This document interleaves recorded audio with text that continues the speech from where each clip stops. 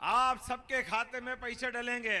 और किसान सम्मान निधि भी नरेंद्र मोदी जी ने 6,000 दिए, 6,000 आपके भाई मोहन यादव की सरकार भी बराबर देती रहेगी, कोई कोर कसर बाकी नहीं रहेगी, सबको अपना हिसाब मिलता रहेगा। अब यह अलग बात है कि हमारी सरकार आपके अपने वोट से, आपके आशीर्वाद से प्रचंड बहुमत के साथ राज्य सरकार बनाई। आपका आभार मानता हूं, आपको धन्यवाद देता हूं, आपने वोट इतने दिए।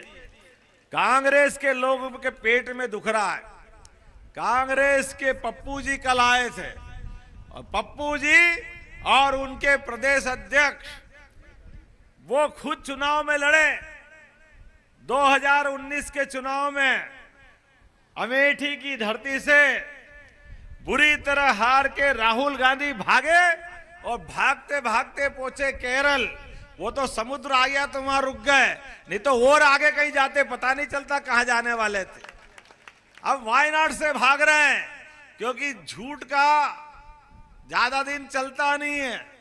झूठ, फरेब, चालाकी ये चलती है क्या? ज्यादा दिन चलती है क्या? इनने कहा था चौकीदार ये, चौकीदार वो, नरेंद्र मोदी जी को गालियां दी थी।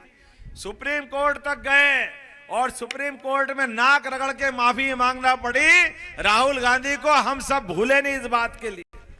और अभी फिर झूठ बोलना चालू करा है।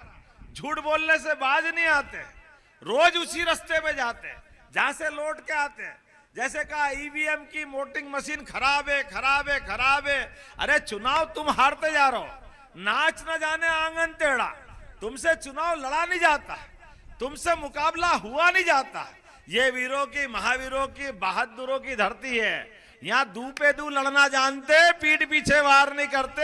ये यहाँ भिंड की धरती पे बात कर रहा हूं, ग्वालियर की धरती पे बात कर रहा हूं। कांग्रेस के हालत कैसे हो गए? कांग्रेस के प्रत्याशी अभी तो चुनाव हुआ ही नहीं, वोट डले ही नहीं, और कांग्रेस के प्रदेश अध्यक्ष के नगर से कांग्रेस का प्रत्याशी अपना बोरिया बिस्तर उठा करके कांग्रेस को राम राम करी, भैया तू पटवारी तू जान, तेरा काम जाने, हम तो भाजपा में चले, अब यही मुकाम धाम है। अब वो खुद छोड़ के हमारे पास आ जाए। अब इसके संबंध में उनको विचार करना चाहिए कि नहीं करना चाहिए? उनका प्रत्याशी मैदान में विश्वास नहीं कर रहा है कि कांग्रेस के साथ जाकर के कोई वो विजय प्राप्त कर सकते हैं, कोई सेवा कर सकते हैं। लेकिन ये कांग्रेस के लोग, अहंकारी लोग, घमंडिया लोग, घमंड से जमीन पे पांव टिकता नहीं। कल राहुल गांधी बोल रहे हमारे प्रत्याशी का अपहरण कर लिया। अच्छा, और वो जो दूसरा वहां का अध्यक्ष, अरे भैया तुम में इतना ही दम था तो तुम खुद ही चुनाव लड़ लेते ना, तुम क्यों नहीं लड़े? तुमको मालूम हारने वाले हैं, इसलिए इंदौर से चुनाव नहीं लड़े।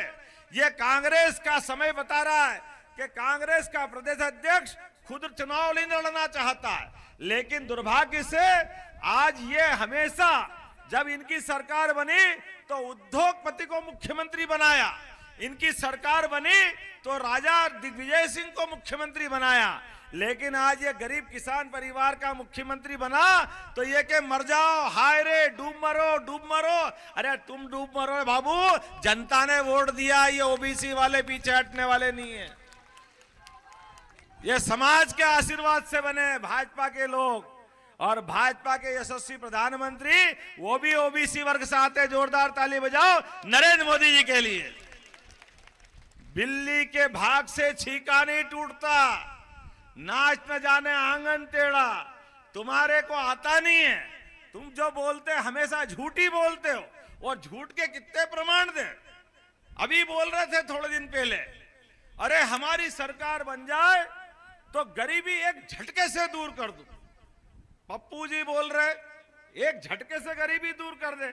अब उनसे पूछा कि भाई दूर कैसे कर दोगे ये बताओ। तुम्हारी मम्मी ने सरकार चलाई 3 से 13 तक, मनमोहन सिंह की सरकार, सोनिया गांधी ने चलाई कि नहीं चलाई? तब गरीबी दूर नहीं हुई, गरीब गरीब ही रहे। उसके पहले इनके पापा ने सरकार चलाई, राजीव गांधी की सरकार, 84 से लेकर 89 तक इनकी मम्मी सरकार चलाए तो गरीबी दूर नहीं हो, इनके पापा सरकार चलाए तो गरीबी दूर नहीं हो, इनकी दादी इंदिरा गांधी ने 17 साल तक सरकार चलाई। कितने साल तक? 17 साल तक, तब गरीबी दूर नहीं हुई। उनके परनाना जवाहरलाल नेहरू ने 18 साल तक सरकार चलाई। अरे 55 साल तक तुम्हारे खानदान ने सरकार चलाई, वो गरीबी दूर नहीं कर पाए और आप जनता को मूर्ख समझते हो। एक बार हमारी सरकार बना दो, हम गरीबी दूर कर देंगे। बिल्कुल दूर नहीं करेंगे, जनता तुमको दूर कर देगी बाबू। कांग्रेस वालों, तुम्हारे आते पते लगने वाले नहीं है, तुम्हारे सारे झूठ फरेब सब समझते हैं। तुम कहते हो हम आदिवासी का ध्यान रखेंगे, हम ओबीसी का ध्यान रखेंगे, हम जातिगत गणना कराएंगे। बाबू, काका कालेलकर की 53 की रिपोर्ट पड़ी है तुम्हारे पास, तुमने ओबीसी वर्ग का भला नहीं किया। जब प्रधानमंत्री का मौका आया तो तब अपने घर में से नाना जी बन गए, फिर मम्मी दादी जी बन गई, फिर बेटा जी बन गए, उनकी मम्मी बन गई, अब पप्पू जी लाइन में है, उनके बाद बहन जी अलग आ गई और बहन जी अब पद के लिए इतनी भूखी है, ससुराल जाने के बाद बहन बेटी का तो सरनेम बदल ही जाता है। बदलता है कि नहीं बदलता है? केवल एक खानदान में नहीं बदलता है। वो बेचारे कहां गए मालूम नहीं गांधी जी, लेकिन ये आज के गांधी कह रहे हैं हम तो खानदान भले शादी चल करके चले जाए लेकिन सरनेम वही रखें, क्योंकि वोट के भूखे हैं। इनके वोट के भूखों को ठिकाने लगाएगी कि नहीं लगाएगी जनता? इनके वोट के भूखों को ठिकाने लगाएगी।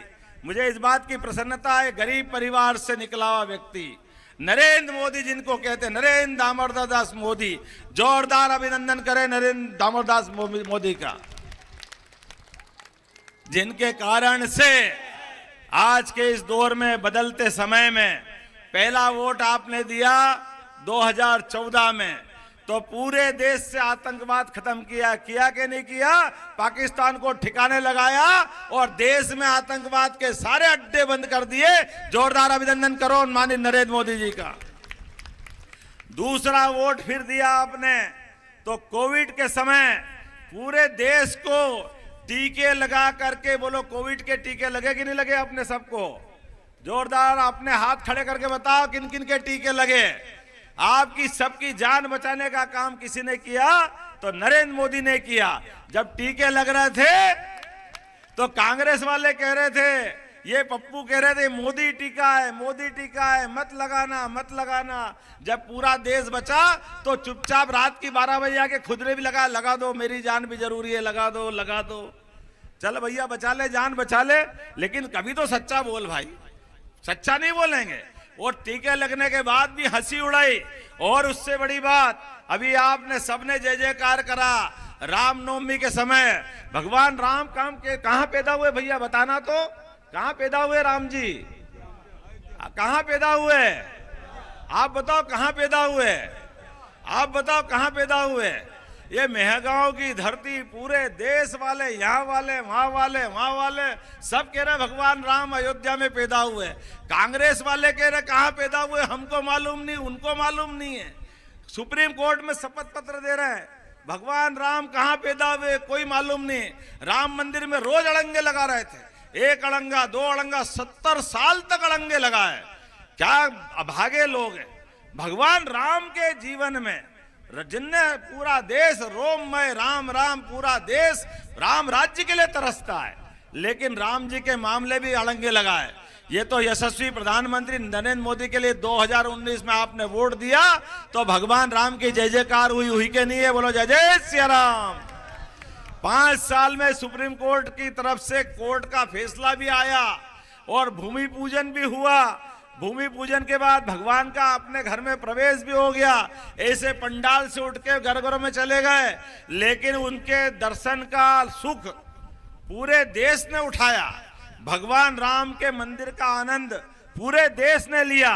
अगर कोई दुखी हुआ तो कांग्रेस वाले ना तो वो उस दिन गए ना रामनवमी तक आज तक गए। कभी आपने सुना कि कोई राहुल गांधी दर्शन करने गए? कभी सुना सोनिया गांधी दर्शन करने गई? कभी कोई ने देखा प्रियंका? ये कोई दर्शन करने नहीं गए, क्योंकि ये राम जी को चाहते नहीं, ये केवल वोट चाहते हैं। खाली वोट की बात करेंगे लेकिन हमारे आराध्य का मना करेंगे। अब हम तो डंके की चोट कह रहे हैं। दूसरा वोट भी वसूल हुआ, कोविड में जान भी बची और अयोध्या से अरब तक, अरब में अबू धाबी में भी मंदिर बनाने गए मोदी जी। बोला जोरदार ताली बजा के माननीय मोदी जी का अभिनंदन करो। दुनिया में सनातन संस्कृति की जय जयकार करने के लिए मोदी जी ने अपना कदम बढ़ाया और पूरे देश तो क्या दुनिया हमारी तरफ देख रहा है। अब हम तो बहुत पास में, मथुरा के पास में है कि नहीं है? बोलो राधे राधे, गोपाल कृष्ण भगवान की। जिनके घर गाय वो सब गोपाल, और जो कृष्ण को माने सब गोपाल कृष्ण, है कि नहीं है? तो आपकी बार तो अयोध्या में भगवान कृष्ण मुस्कुराना, मथुरा में मुस्कुराना चाहिए कि नहीं मुस्कुराना चाहिए? जब अयोध्या में मुस्कुरा गए, मैं महाकाल की नगरी से आता हूं, तो बाबा महाकाल का आनंद आ गया, बाबा विश्वनाथ का आनंद आ गया। अब केवल बच्चे तो अपने यही ना, बेचारे कृष्ण कन्हैया लाल आलकी की पाल की, बोलो बंसी वाले की। तो अब की बार आपका वोट उसी के लिए मिलना चाहिए, मिलना चाहिए कि नहीं मिलना चाहिए? तो आज ये हाथ खड़े कर लो, दोनों अपने स्थान पे खड़े हो जाओ और संकल्प करो।